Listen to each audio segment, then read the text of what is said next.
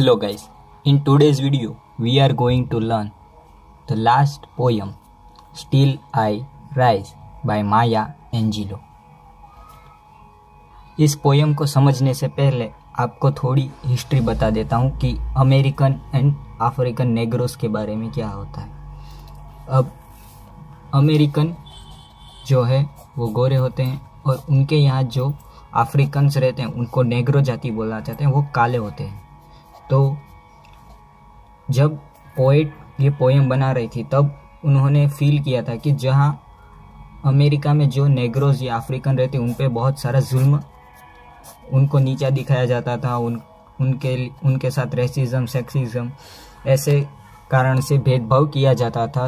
हर aspect और society के हर aspect में उनके साथ भला बुरा किया जाता था। तो ये जो कि उनके साथ हुआ था उनके पूर्वजों के साथ, वो पोएट देख नहीं पाई और वो बोल रही कि अब ऐसा नहीं होगा। और ऐसा क्यों नहीं होगा उसके बारे में एक मोटिवेशनल पोयम जो माया एंजेलो ने लिखी है। तो स्टार्ट करते हैं पोयम। अब इस पोयम में दो चीज़ें मैं आपको पहले बताता हूँ। जहाँ जहाँ यू यूज़ किया है वो ऑपरेसर्स को डिनोट किया, ऑपरेसर्स यानी कि जो अमेरिकन हैं वो। अब जो आई वर्ड का जिन्होंने यूज़ किया स्टिल आई राइज, वो उन्होंने खुद के लिए भी किया है और पूरी नेग्रो कम्युनिटी के लिए यूज़ किया है। तो ये 2 मार्क्स के क्वेश्चन में आएगा कि यू किसको डिनोट किया है और आई किसको डिनोट किया है। तो ये एक IMP वाला है, आप ये याद रखिएगा। तो चलिए अब डिस्कस करते हैं पोयम को। You may right me down in history with your bitter twisted lies, you may ट्रोड me in the very dirt but still like dust I will rise. Poet कहती हैं कि आप मुझे हिस्ट्री में भला बुरा और झूठ लिख के आप मुझे कितना भी गिरा दो, आप मुझे कीचड़ में भी फेंक दो, पर फिर भी एक धूल की तरह मैं उठूंगी और आई विल राइज।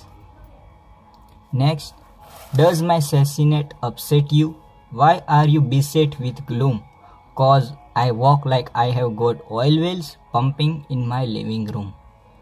सैसिनेस का मतलब है रूड एंड डिसरिस्पेक्टफुल बिहेवियर। क्या मेरा रूड एंड डिसरिस्पेक्टफुल बिहेवियर आपको अपसेट करता है? क्या वो आपके ग्लूम को हानि पहुंचाता है? क्योंकि मैं ऐसे चलती हूँ कि मेरे घर के पीछे ऑयल वेल्स है।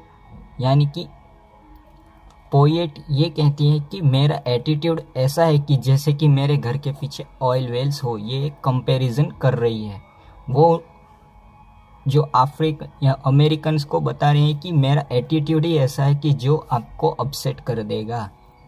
फिर next, just like moons and like suns with the certainty of tides, just like hope springing high, still I will rise.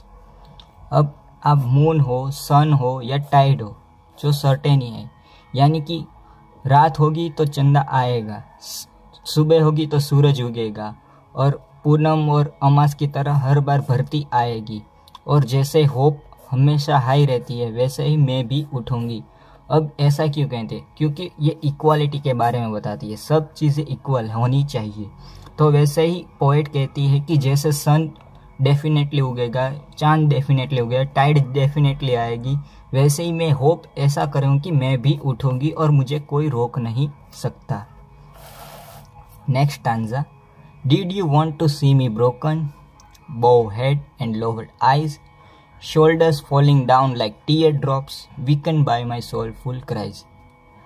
इस स्टैंजा में वो अमेरिकन्स को बोलते हैं, क्या आप ये चाहते हैं कि मैं टूट जाऊं, मेरा सिर झुक जाए और आंखें भी झुक जाए, मेरे शोल्डर्स झुके हुए हो जैसे कि टीयर ड्रॉप। अब टीयर ड्रॉप यानी कि मेरे आंसू की तरह, कि मेरा शोल्डर्स भी झुक जाए और आप मुझे अंदर से तोड़ दो। Does my haughtiness offends you? Don't you take it awful hard? Cause I laugh like I have gold mines digging in my own backyard।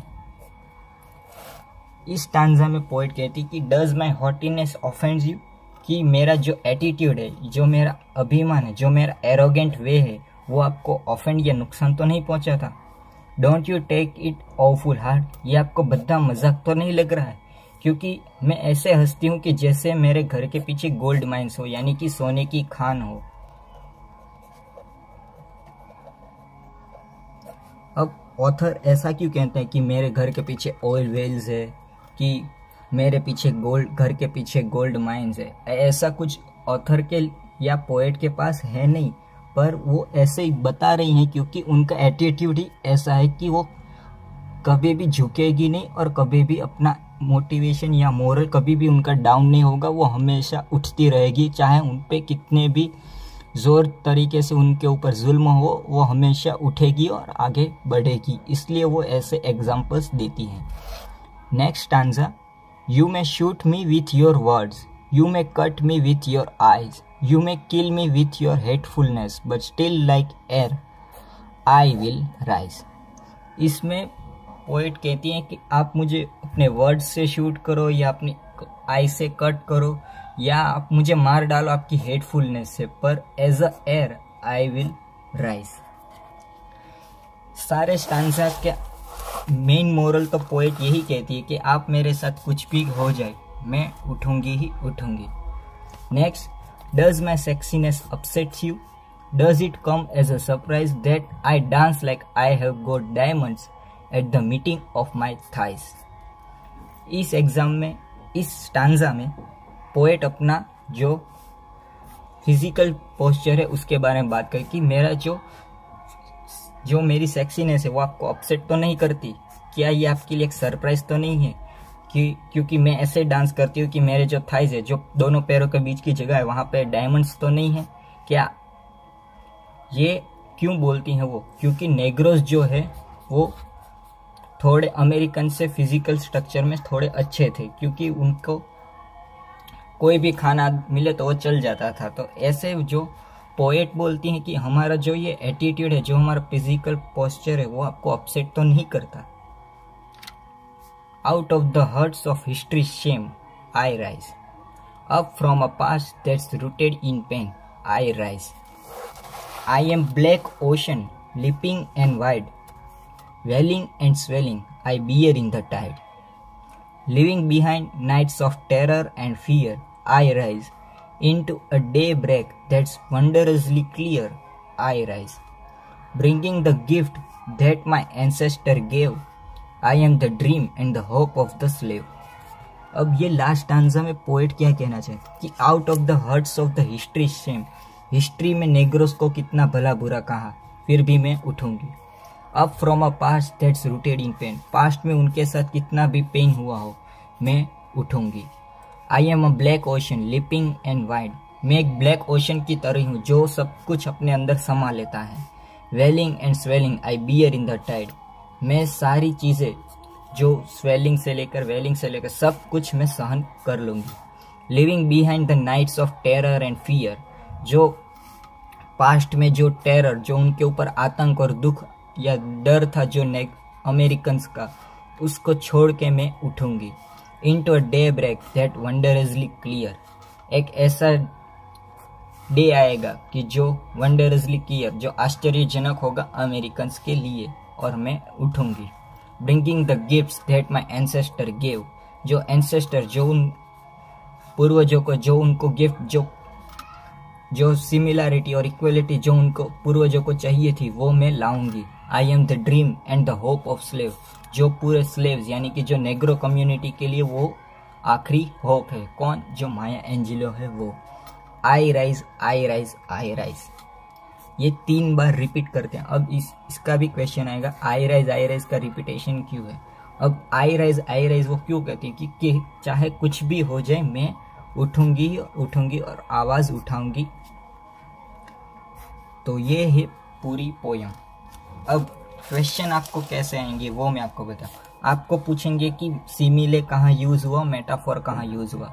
अब सिमिले एंड मेटाफोर अगर आप नहीं जानते हो तो ये इनको अलंकार बोलते हैं या फिगर्स ऑफ स्पीच बोलते हैं। कई बार ऐसे भी बोलते हैं कि पोयम में कौन से फिगर्स ऑफ स्पीच का यूज हुआ, तो मेटाफोर, सिमिले एंड अलिट्रेशन।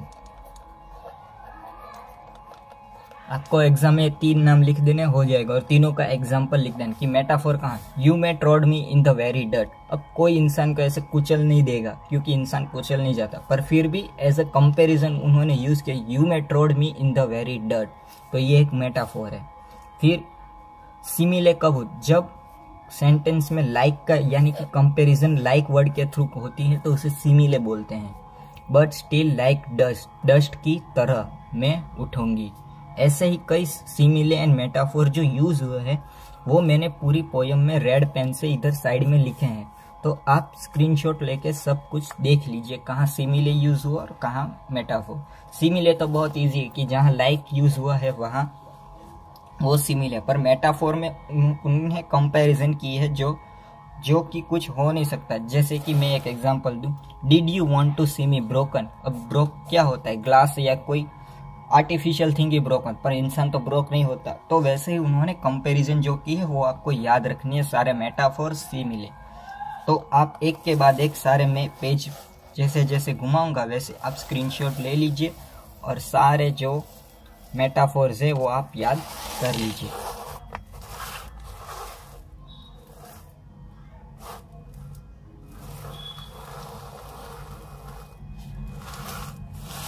तो गाइस यही थी पोयम स्टिल आई राइज। अब आपको क्वेश्चन कैसे पूछेंगे वो, पहला तो मैंने बता दिया यू किसके लिए और आई किसके लिए, नेक्स्ट फिर कौन से सिमिले एंड मेटाफोर, फिर नेक्स्ट आपको पूछेंगे कि आपने मून एंड सन का एग्जाम्पल क्यों दिया, तो आपको बोलना है इक्वालिटी के लिए उन्होंने एग्जाम्पल दिया कि उनके साथ कुछ भी हो जाए वो उठेगी। तो मेन सिनारियो आपको यही लिखना है कि नेग्रोस पर जो अत्याचार हो रहे थे वो अब पोयम होने नहीं देगी और उसे रोकने के लिए पोएट जो है वो कुछ भी कर लेगी। तो ये एक मोटिवेशन की जो स्पीच थी जो माया एंजेलो ने बनाई थी एक पोयम के through, still I rise. So that's it for today guys, stay healthy and stay happy.